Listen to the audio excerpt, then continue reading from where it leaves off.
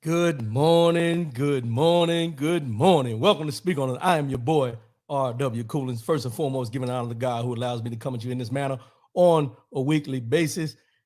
Good morning, 10 a.m. Eastern, 7 a.m. Pacific. That's what we do here every Saturday morning on the Speak On It show. I appreciate everybody tuning in this morning. Let's go ahead and get these formalities out the way. rwcoolins.com, that's the website. RW Coolins off over all social media platforms. Go share, like, subscribe, do what you do. Today we're broadcasting live on YouTube and Facebook.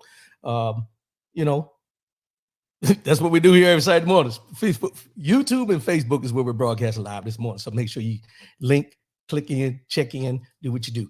844-904-2665. That's 844-904-2665. No matter what the situation is, let your voice be heard. All we ask is say what you mean what you say. We call in his friend, we leave his family. That's what we do here on the Speak On This show every Saturday morning. Let's go on and get into this. It's an unscripted Saturday, y'all. It's an unscripted Saturday. I got a couple of things I want to talk about. We're going to get into, but before I get started, before we start on this unscripted Saturday, let's start off with this. Father's Day weekend. Father's Day weekend.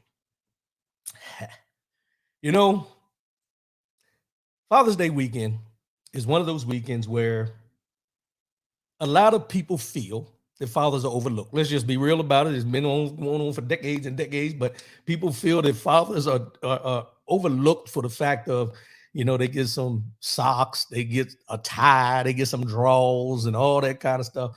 But I'm here to tell you and shout out all the fathers. Happy Father's Day to you. Happy Father's Day to all the fathers around that are listening, all the fathers that you may come in contact with.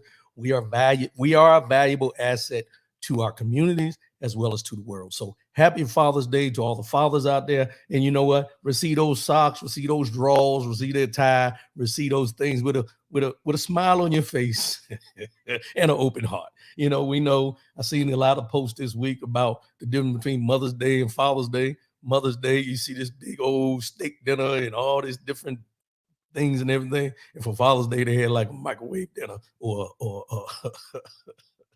one of those, one of these put them in the stove, one of those heat them up, But Father's Day, appreciate your fathers today, recognize the fathers today. And as I said, I'm gonna give a shout out to all the fathers who are doing what they're supposed to do. There's no handbook. Let's just be real. There's no handbook for being a father or a mother, but enjoy this weekend, enjoy Father's Day tomorrow, celebrate our fathers, and let them know they're appreciated. That's all I'm saying. Let them know that they are truly appreciated. Let's go.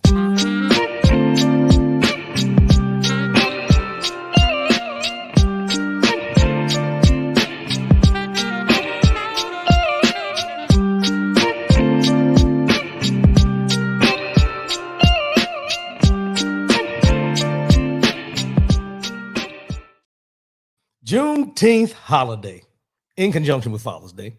It's a Juneteenth holiday. Monday is a federal holiday for Juneteenth. You know, I seen something on the news yesterday that kind of threw me back a little bit. And in it said that yesterday, Juneteenth holiday, this weekend, was going to be one of the busiest travel days, like Thanksgiving and Memorial Day weekend, Juneteenth weekend, holiday weekend, was going to be one of the busiest travel days. Now, they showed some people at the airport. They showed, I think it was a DCA up in DC. It used to be Reagan National. I think it still is. But anyway, they showed lines wrapped around from TSA and everything because there were so many people traveling this weekend. But I had to pause for a minute and ask myself, who are all these people traveling on Juneteenth holiday? And the reason I asked that question is I want you to remember this. And I've said it here on the show, and I'm going to say it again. Many of the people who are taking advantage of this Juneteenth holiday weekend and taking a long weekend are the same people, or some of the people who had a problem with Juneteenth actually being a holiday. Some of the people that were in line in TSA trying to travel to go wherever they were going or everything had a problem with Juneteenth becoming a federal holiday. But they're taking advantage of it now to travel, see family, do it. And not in the celebration of Juneteenth, but in the celebration that they got a little time off. Let's just be real about it. Right, Hoodie, good morning. Good morning. Appreciate you. Let's be real. So I did some research. And it says here, the establishment of Juneteenth as a federal holiday also makes good economic sense. According to U.S. travel estimates, a new holiday weekend in June would spur 46 million Americans to travel, which would generate $17.4 billion in travel spending, directly supporting 143,000 jobs and producing $2.7 billion in government tax revenue. So basically what they're telling me is that the Juneteenth holiday is not about the celebration or the recognition of what it stands for. It's about a financial gain because it's another long travel weekend. And for all you out there, or those that know people out there who had a problem with this becoming a federal holiday, and then they concentrate on the fact of, it being a financial, gain for the industry, the airline industry, the travel industry, and things like that. I will say to you that those that didn't want this to be a holiday, you ought to be ashamed of yourself. And I found this quote, this phrase, it's a statement. And it deals with Juneteenth, but it also deals with our history as a whole. And it said, history is not there for you to like or dislike. It is there for you to learn from it. And if it offends you, it's even better, because then you are less likely to repeat it. It's not yours to erase. It belongs to all of us. And this can go with Juneteenth. This can go with them taking the books out of the classrooms. This can go about the suppression and the diversity training and equity. And then we're going to get into that a little later, but all the different things you can think about. The history part of it needs to be talked about, needs to be addressed. Juneteenth holiday has went from we don't want it to be a holiday to we're not recognizing it for what it is to a cash cow. Big Al, what's up, my big brother? What's going on? What's going on, man? Appreciate you. To a cash cow. So I got something I want to run past you from my thinking. Some will agree, some may not. But I'm going to put it in this text.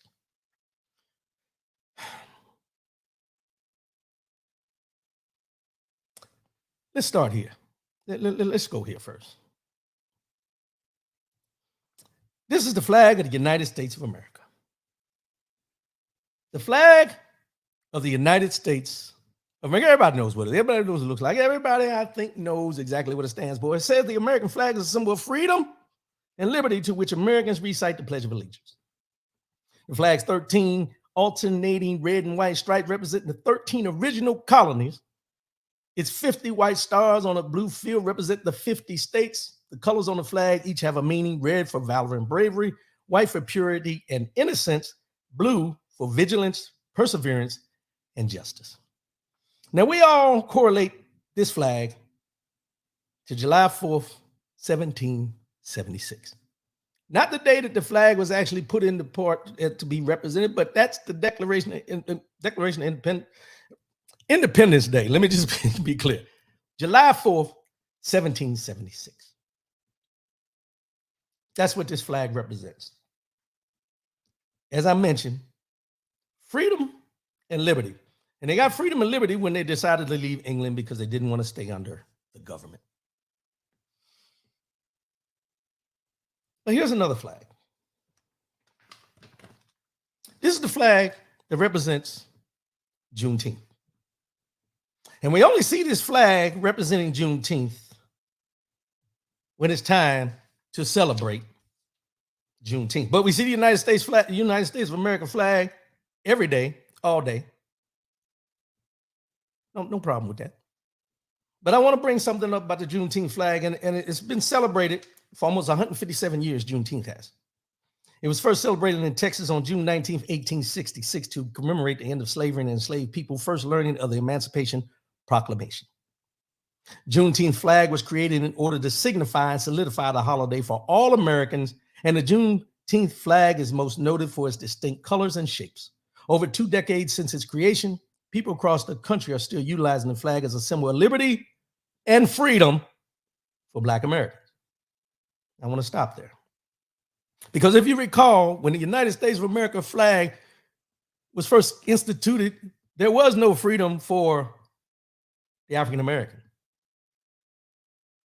But the flag symbolizes liberty and freedom, which is the same thing this Juneteenth flag stands for as well, in the representation.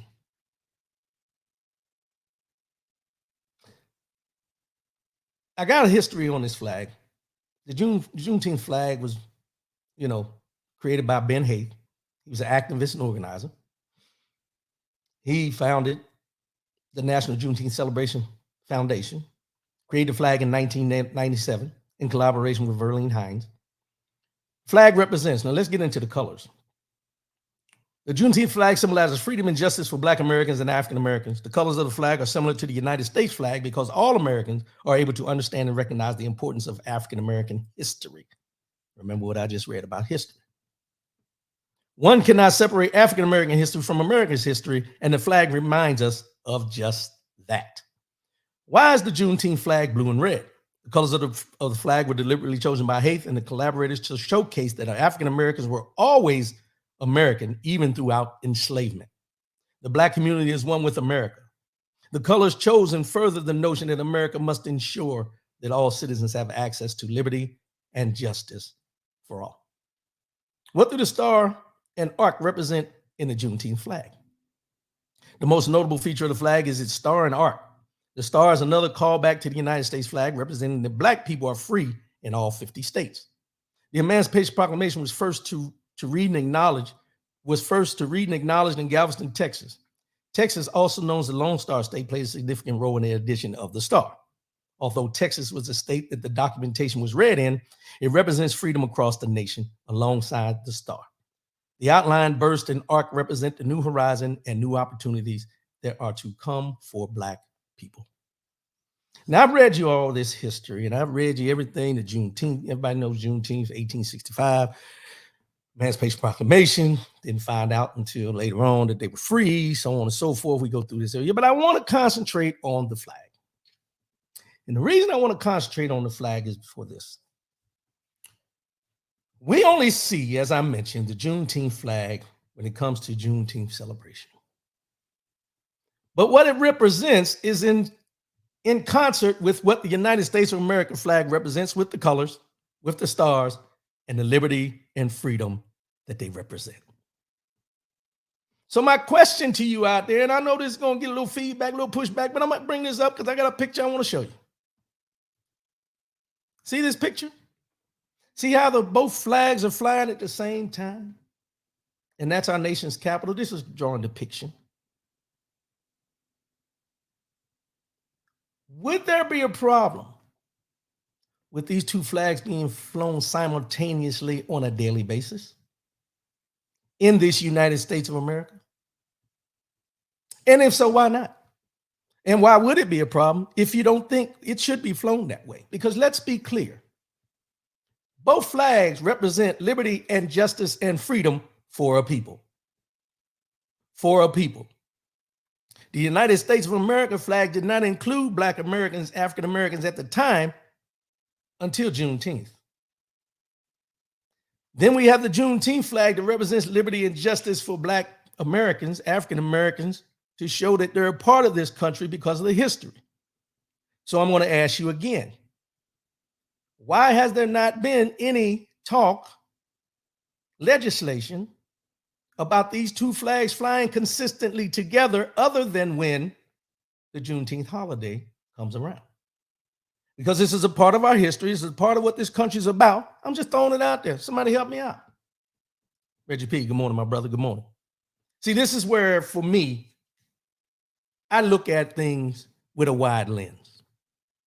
Because you can't tell me that we're all about justice, liberty, justice, and freedom when we know the history of the things that have gone on in this country, but we still fail to recognize them at the times when they should be recognized. We only set aside a certain day that these things should be recognized.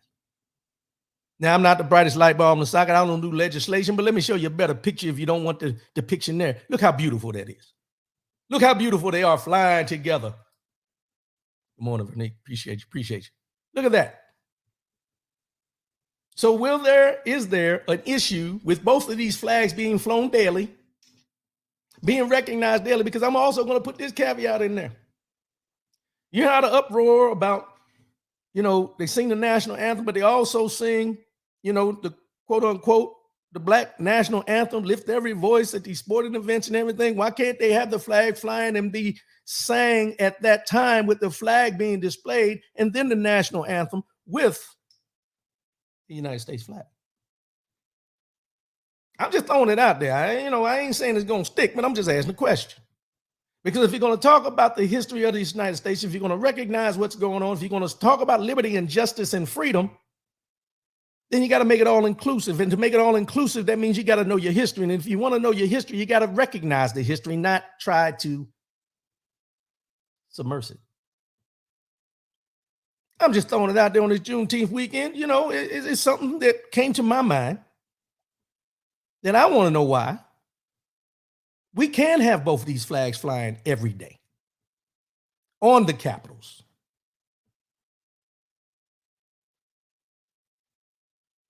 African Americans, Blacks are a part of the legislature here. They were a part of the people who built this country and the buildings that they have for this legislation. So rather than us having to wait every year, June 19th, 1865, or June 19th of 2023 to recognize Juneteenth and what it stands for and what it's all about, why shouldn't this flag fly every day along with the flag of the United States of America? Because as I mentioned, and as we know, at one time before 1865 and even after, Blacks, African Americans were not even recognized as being a part of this country. But history shows that now that we're going to recognize it as a holiday of the freedom of the enslaved, why shouldn't we allow the flag to fly every day to recognize the freedom, the life, liberty, and justice for African Americans and the date it happened, compared to the date of July 4th, 1776? Draw your own conclusions. I just want to give you food for thought, something to make you think, something to put on your mind this morning Something to make you really read your history and know your history, understand your history, and know that these things don't happen by chance. But if you keep subverting the importance of our history, then this type thing right here that I'm showing you, that I'm bringing up, will never even come into a conversation. Now, some of y'all out there like, come on, bro. You know that ain't gonna happen. Probably won't. But let's talk about it. Give me a reason why. Tell me why these two flags can't fly simultaneously. Let me know. Then you have some people say, well, if that's the case, you should fly the Mexican flag, you should fly the Puerto Rican flag, you should fly this flag. No. That's not what I'm telling you. African Americans were enslaved people here. And mind you, if you go through your history and read, I don't want to go down this rabbit hole, but if you go in your history, read, African Americans were here before Columbus supposedly discovered America, along with the indigenous people. But this is not a history lesson on that. We're talking about Juneteenth today. Let's just hold it right there. Let's keep it in the pocket. Keep it in the pocket, coolers. Keep it in the pocket. Just gonna keep it there for now. But all I'm saying is this. Look at those beautiful flags. Look at that beautiful flag. Look at the beautiful flags that we see flying, that we show honor to. One every day, one for a day. Now for a weekend. Draw your own conclusions. Come to your own. I got mine. I got my understanding of it. But those are the things we got to look at. Those are the things we need to truly try to understand.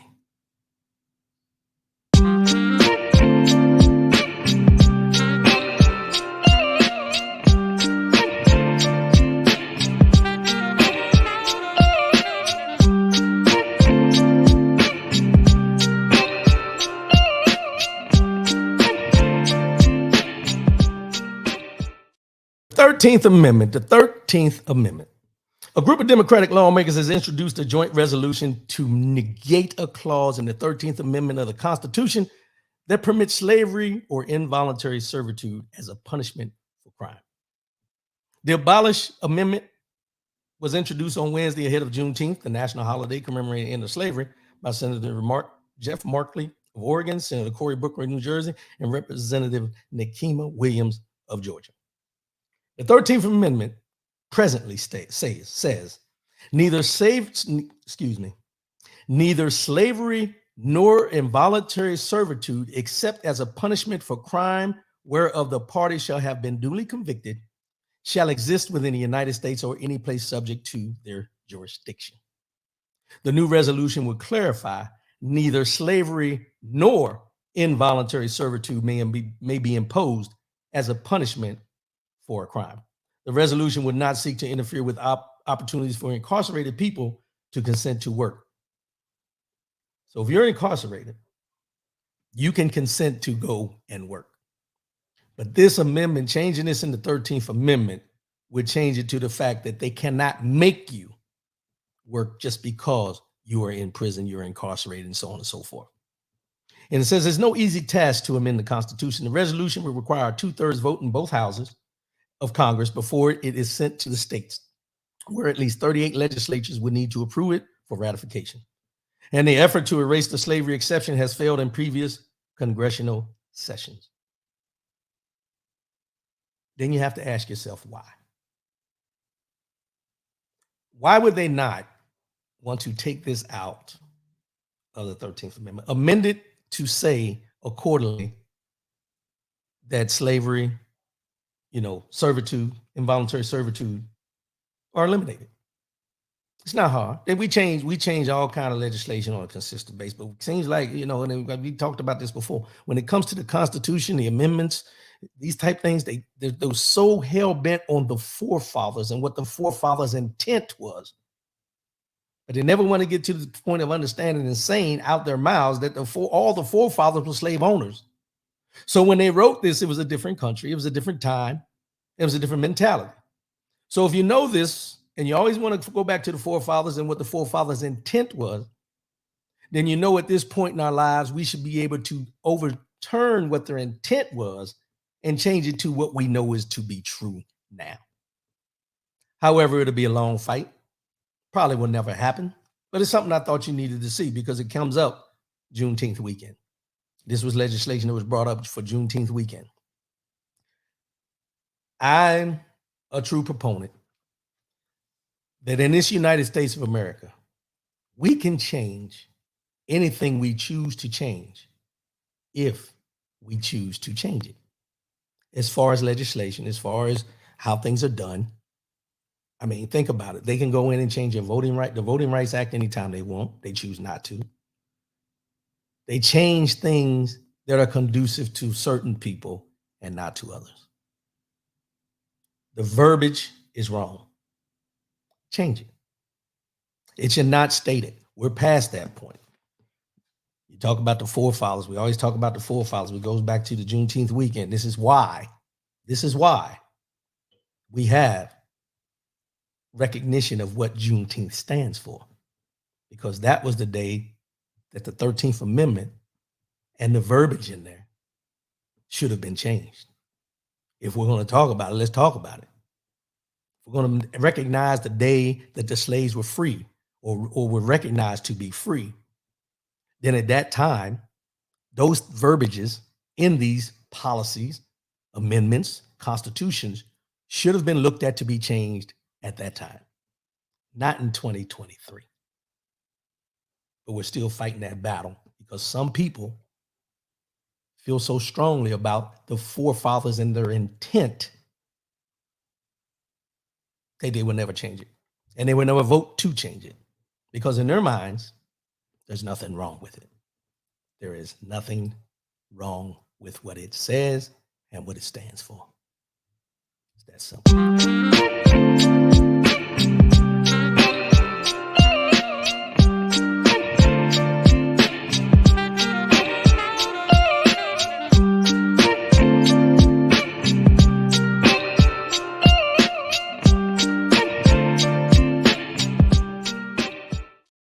Diversity, equity, inclusion.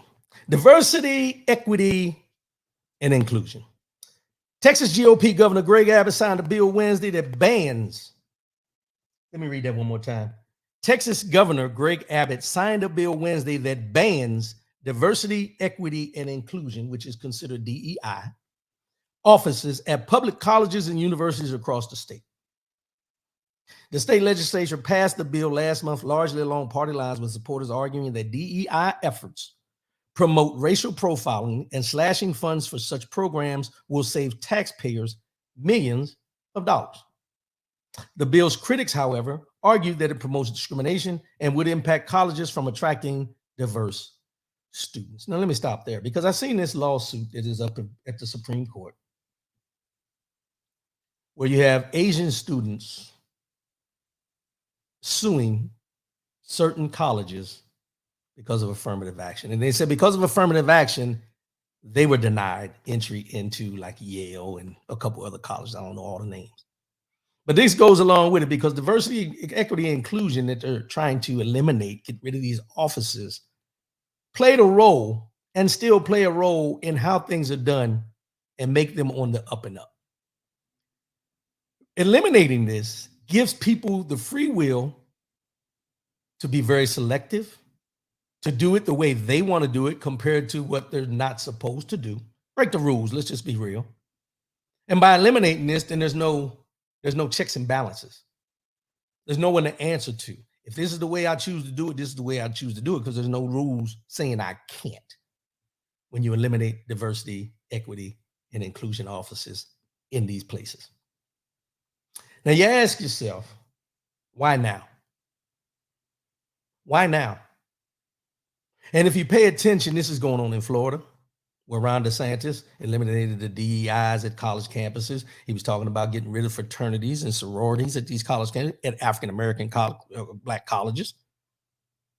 But you have to ask yourself, why? What is the issue with this? Because when you put these in and these things were put into place, they were put in place for a reason. They were put in place because things were not being done on the up and up. And at this point, we all can recognize there's times where things still aren't done on the up and up. But if you start eliminating these, then you're going back to the Jim Crow era in the mentality of some people. what we talked about here on many times, just a simple appraisal of your home and how a person feels about who owns the home. This plays a part in that. SB 17 prohibits higher education institutions from establishing or maintaining a DEI office and bans mandatory diversity training for students and employees. The legislation adds that institutions can't endorse an ideology that promotes the differential treatment of an individual or group of individuals based on race, color, or ethnicity, or require students and employees to disclose their race, color, ethnicity, or national origin unless necessary for demographic information. However, the bill makes it clear that it does not restrict academic instruction related to race and diversity and makes an exception for equity measures required by a court order or federal law. The law will take effect January 1st. Now I'm going to say this again. I'm just going to touch on this once, and then I'm going to move on from this. But when we talk about diversity, equity, and inclusion, that's a gamut. It covers a whole lot of people, not just African Americans, Black.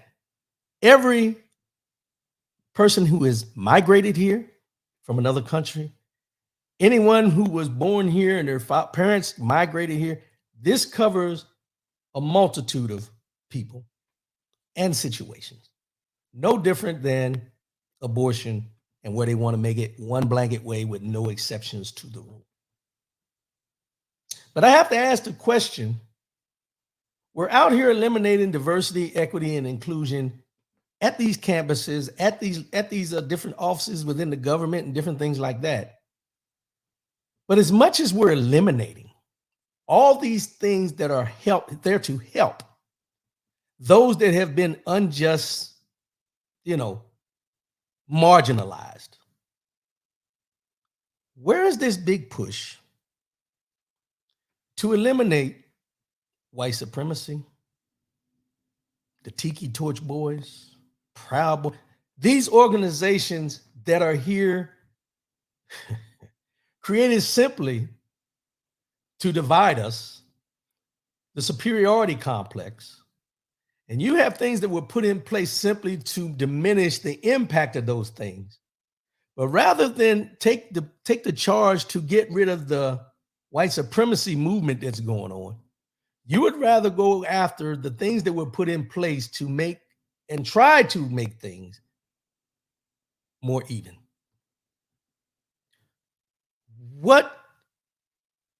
I don't even know if I can ask that question.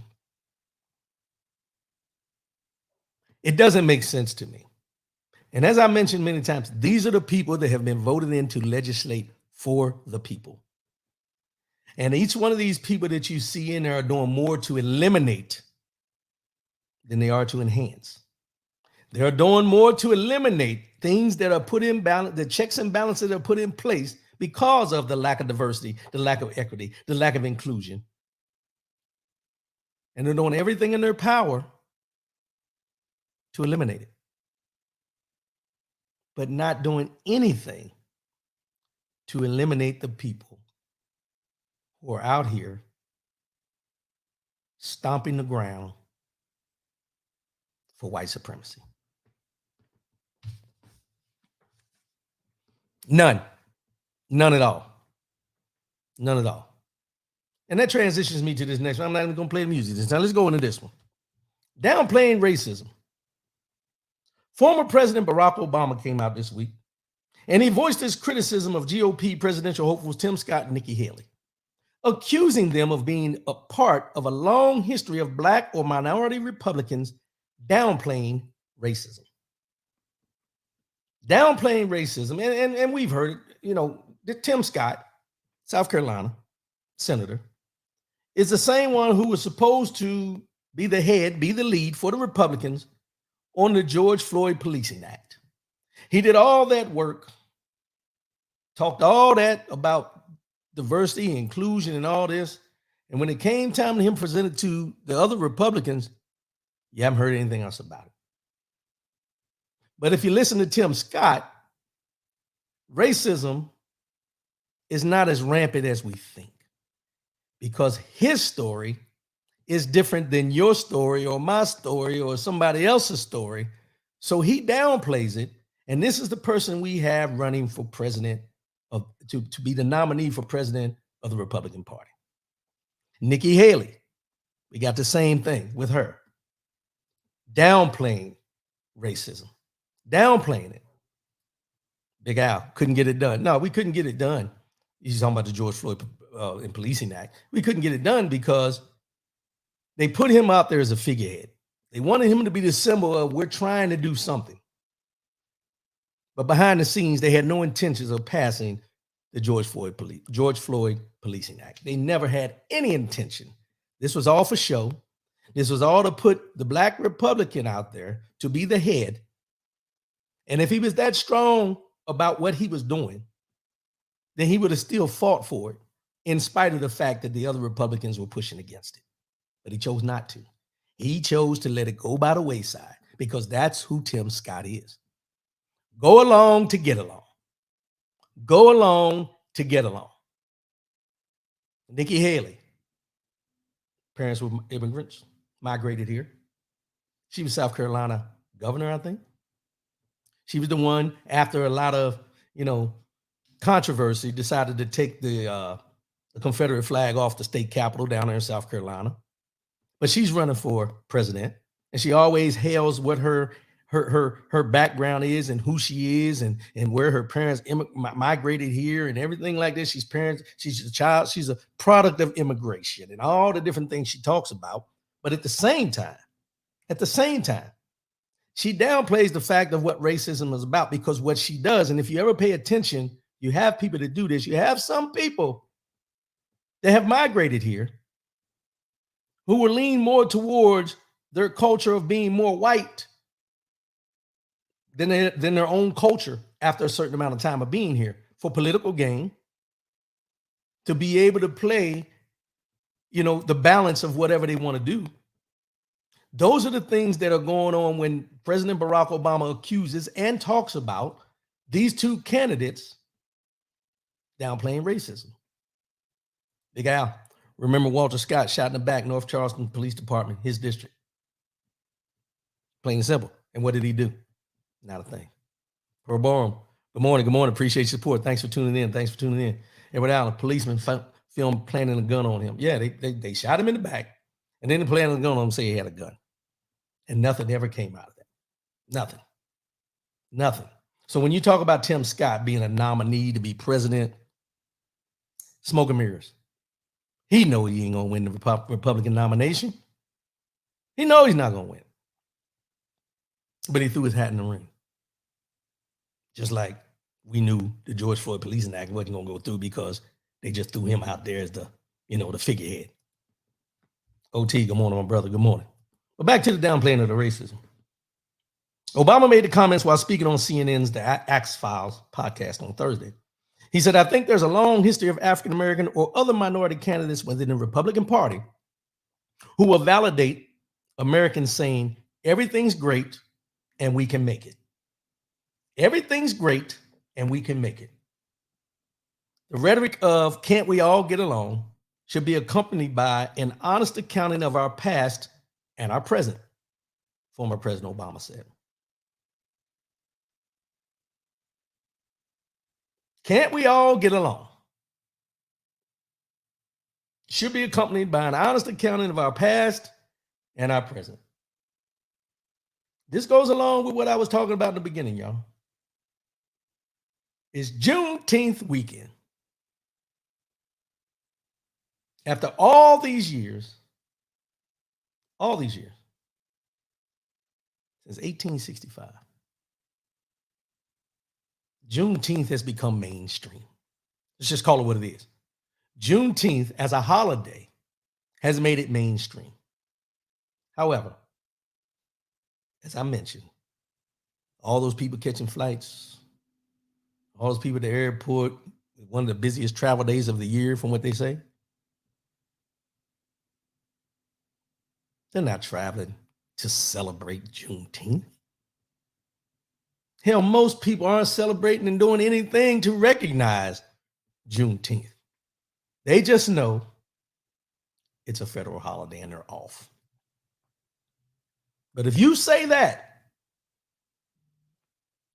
as an African American, as a black person in this United States of America, that you don't, watch this now, you don't celebrate the 4th of July because of what it stands for at the time it became the 4th of July, you're un-American. Oh, but Juneteenth was on American soil, right? It was a momentous occasion for those who were enslaved, but July 4th, if you don't celebrate it, you're un-American. So should we say the same about if you don't recognize and celebrate Juneteenth for what it stands for rather than just taking it as a vacation and a day off? I'm just asking. I don't do comparisons. I'm just giving you facts. But they downplay racism. You have people that will downplay racism. And the worst part of it is former President Obama recognized is when we have people that look like me downplaying the fact that you may not experience racism on a daily basis where you travel. But don't minimize the things that people that aren't you go through on a daily basis because of the circles they may travel in, because they're not sitting high and looking low because you're a senator. No, you may not. As much as the everyday person that walks the street, that gets followed in the store, that gets accused of stealing water and they chase him out of the store and shoot him in the back. Don't minimize my experiences because you're looking for financial gain. You're looking for position. Do not minimize the experiences of most, and I'm going to say most, I'm not going to say all, but most African Americans, blacks that walk these streets and go in and out of these jobs and drive their cars and wherever they may be on a consistent basis in this United States. Do not minimize my experience because you're trying to make yourself in some prominent position. Tim Scott, Clarence Thomas, Ben Carson, Nikki Haley. I could go on, but those are the ones that you'll recognize. Bill Maher, the one that does the show on HBO. There's certain people, Tucker Carlson, Sean Hannity, Donald Trump. Oh, let me stop. I could be doing that all day. I could be naming names. It'd be like Sesame Street. OT, they gave us a holiday, didn't take our history away in history books in schools. Help me make sense out of this. Well, they couldn't get to the Juneteenth to get rid of it. They couldn't get it quick enough. They couldn't do it fast enough, my brother. It was on the chopping block. Oh, trust and believe it was on the chopping block. Because they don't want you to see the error of the ways of their forefathers of this country and what they stood for. They want you to look at the Constitution, the amendments, the Declaration of Independence, all the things that they put in highlight of what this country was built on, and they want you to look at that and think that you were included. When in all reality, nah, you weren't included. Not at all. Because if we recall, slaves were considered 3/5 of a man. Terrence Collins, good morning. Good morning. Appreciate you, bro. Appreciate you, bro. Downplaying racism. Stop it. Stop it. Stop. Just stop. I can't with y'all. Not y'all, but y'all. Not y'all, but y'all. Let's go.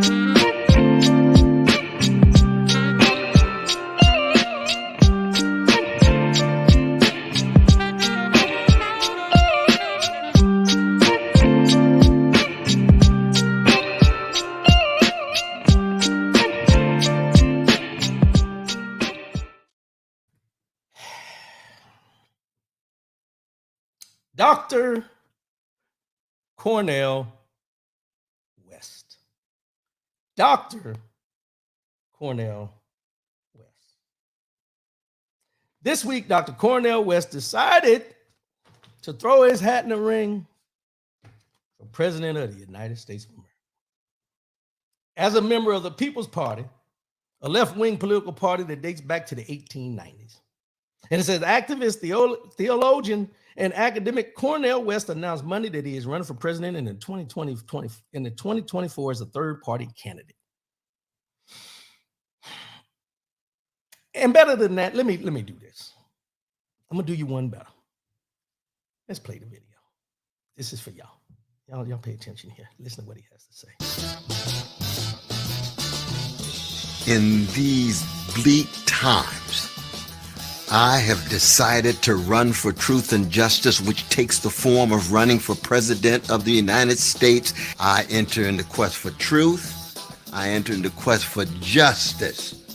And the presidency is just one vehicle to pursue that truth and justice, what I've been trying to do all of my life. I come from a tradition where I care about you. I care about the quality of your life. I care about whether you have access to a job with a living wage, decent housing, women having control over their bodies, health care for all, de-escalating the destruction of the planet, the destruction of American democracy. Democracy creates disruption. It creates an eruption. It creates an interruption. Wide from below, the energies of everyday people is manifest. And I know there are precious people in your life who you care for. That's why it's important for you to be involved, important for you to participate. We're not talking about hating anybody. We're talking about loving. We're talking about affirming. We're talking about empowering those who have been pushed to the margins, because neither political party wants to tell the truth about Wall Street, about Ukraine, about the Pentagon, about big tech. Neo-fascists like Brother Trump or milquetoast neoliberals like Brother Biden. Wow, I'm so happy to make a world-shaking decision. You know what I mean? Well, I know gangsters when I see them. And gangster's not a subjective expression. It's an objective condition. Do we have what it takes? We shall see. But some of us are going to go down fighting, go down swinging with style and a smile, accenting the best in you and trying to tease out the best in me. Let's do it together.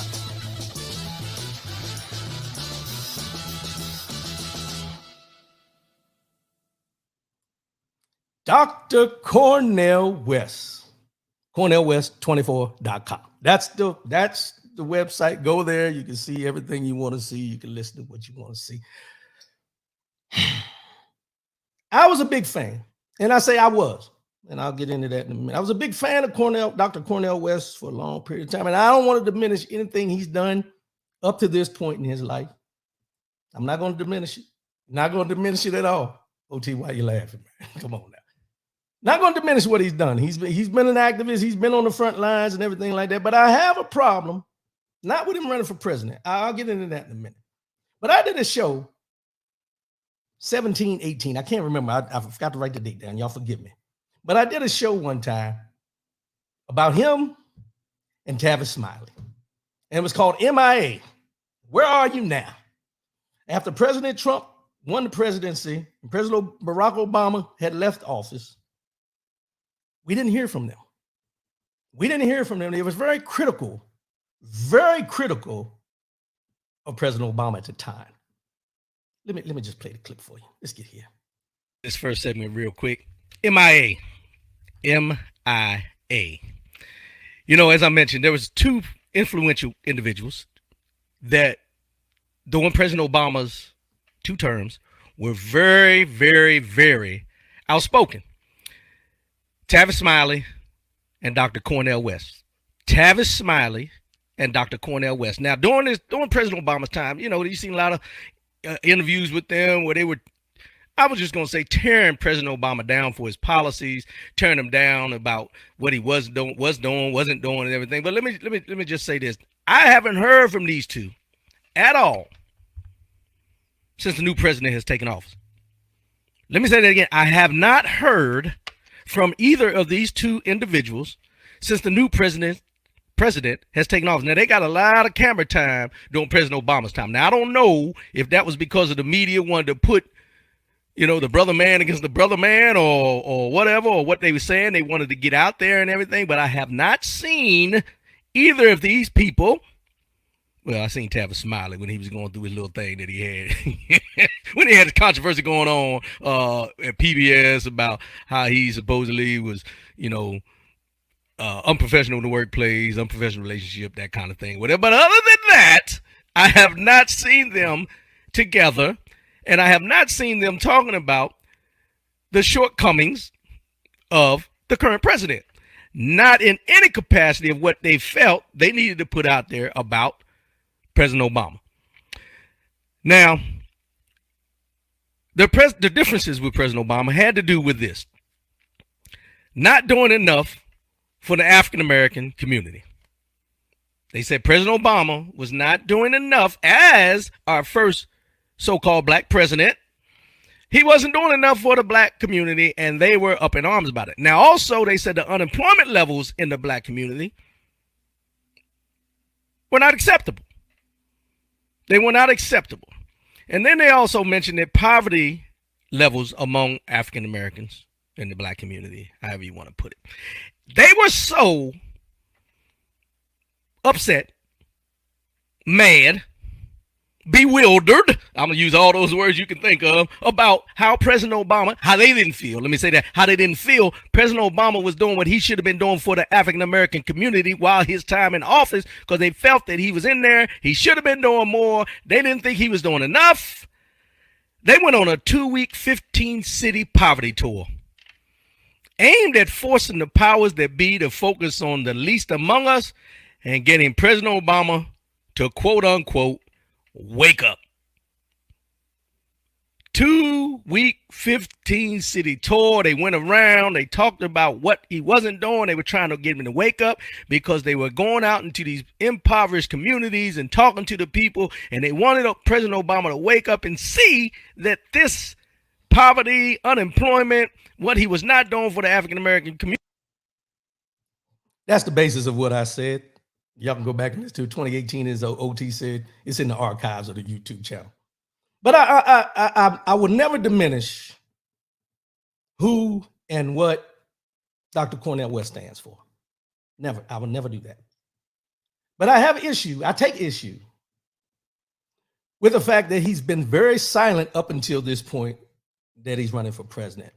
I've never seen any interviews, and I watch a lot of interviews. I've never seen interviews where he took that same energy he had against President Obama towards former President Trump and the things he was doing. You see, in part of the clip where he was running for president, he said that he knows a gangster when he sees a gangster.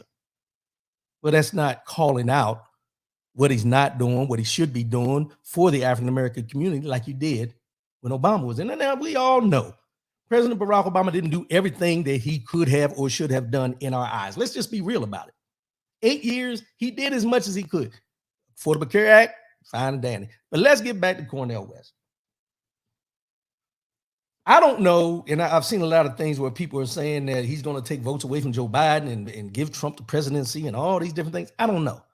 You can't get into this. If you vote for this person, you're taking away from that person and all that kind of thing. You can't get into this thinking the lesser of two evils and all that. You have to vote for your interest of what you need in your life. Now, I'll be watching closely as Dr. Cornel West progresses through this to see what he's doing. Also, excuse me, you can go to R.W. Coons on the Facebook page, and I posted his interview with his buddy, Tavis Smiley, just the other day. I posted it. Just listen to some of the things they're talking about, what his intentions are, why he's running for president, what his platform is about, all those things. Do not dismiss Dr. Cornel West from the conversation and why he's running. Let's just be real. Do not dismiss him from the conversation and what he's running about. You may not agree with everybody's policies, but there's certain things that everybody will say that will gravitate to you and who you are and what you need in your life. Dr. Cornel West is running for president at 70 years old, just turned 70 a couple weeks ago, as a candidate candidate for the People's Party, a left-wing political party that dates back to the 1890s. And he said, in these times, I have decided to run for truth and justice. That's where we are, y'all. That's where we are in the United States of America. As far as our president, you got about 8 people, I think, on the Republican side that are looking for the nomination. Joe Biden and Kamala Harris will be the nominees for the Democratic Party. And they got Cornel West, let me get his name right. Dr. Cornel West, because I don't want to diminish who he is. Dr. Cornel West running for president for the People's Party. Now, I played that clip of where I called him MIA and everything like that. And I played that clip for a while, for a reason. I'm not saying I won't vote for him if he has the right platform. I'm just saying where my problem was with him when President Barack Obama was in office, how they were so loud. And then when he was out of office, they were so silent. They were missing in action of talking about the things that they were talking about with him, but they never talked about him with the former President Trump. That's where my issue came in. And now he's re-emerged as a nominee for the president of the United States. That's all. Just want to get that out there to y'all. Tim Scott's not the only African-American in the race. You got Larry Elder for the Republican Party, Tim Scott, and now you got Cornel West. Let's see how this turns out.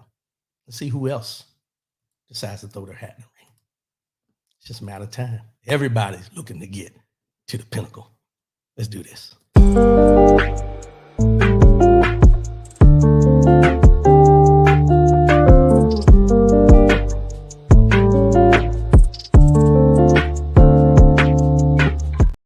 Mind, body, and soul. Year 2023 to this year has been all about getting back to being you. No resolutions, no, lifestyle changes to becoming a better you. That's what we're concentrating on here in 2023. And today's quote, I had to go in the archives for this one. I think we've touched on this before, but I want to touch on it again. And the quote goes as such: there comes a time when you have to change your environment in order to grow. There comes a time when you have to change your environment in order to grow. And I'll use this similarity. I don't have a green thumb, but I know that if you put a plant in a pot, as that plant starts to grow, it will outgrow the pot. So then you have to take it from the soil that it's currently in and plant it in different soil in order for it to grow even more. That's the same thing with us in our lives.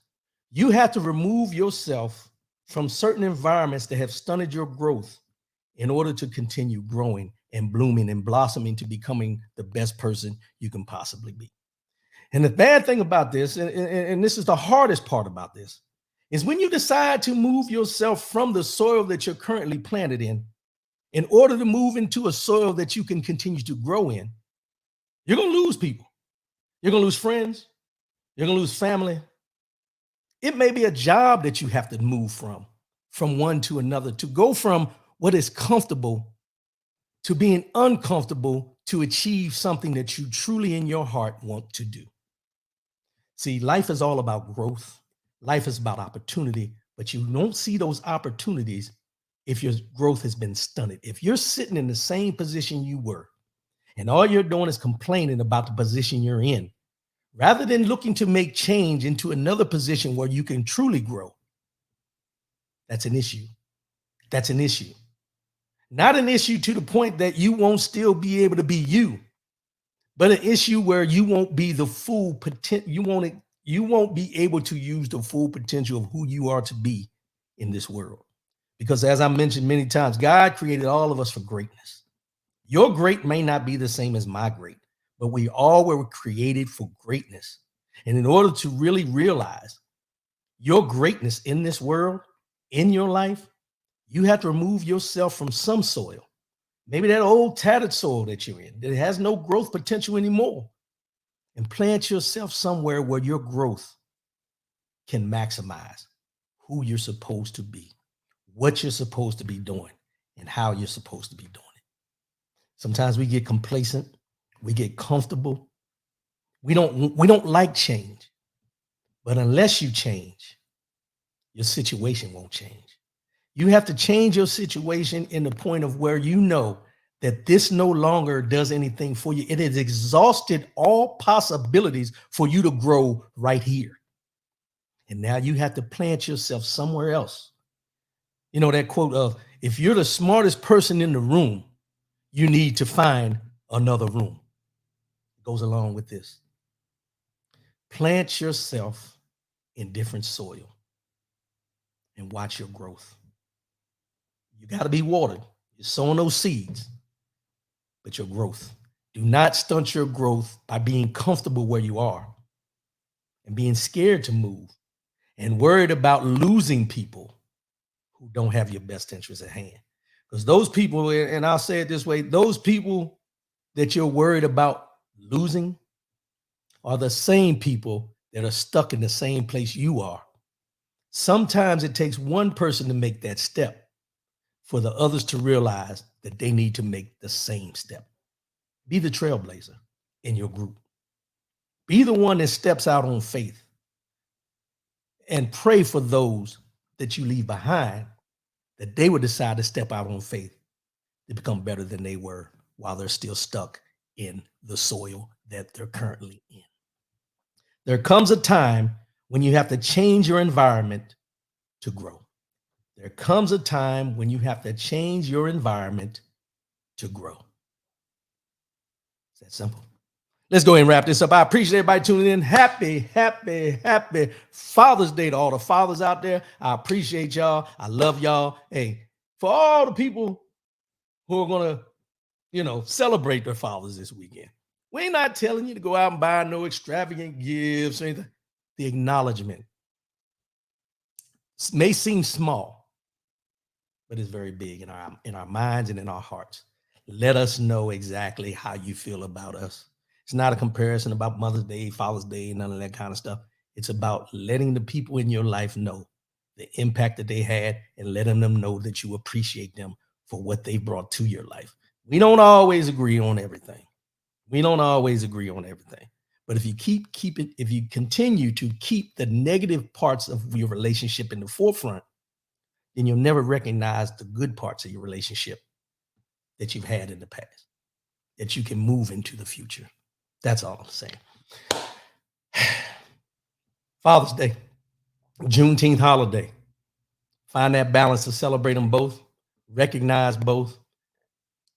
Be safe out there. There's some people out there that don't have your best interests at hand. Watch yourself. Look out for those that may not be looking out for themselves, and do the right thing. I appreciate y'all for tuning in. And as I always say before I sign off, love yourself, love one another. Oh, wait a minute. I done messed up. Love yourself, love one another, keep your head up, and most definitely, keep your faith in God. I appreciate y'all, and I'll see y'all again next week. I'll holler. Peace.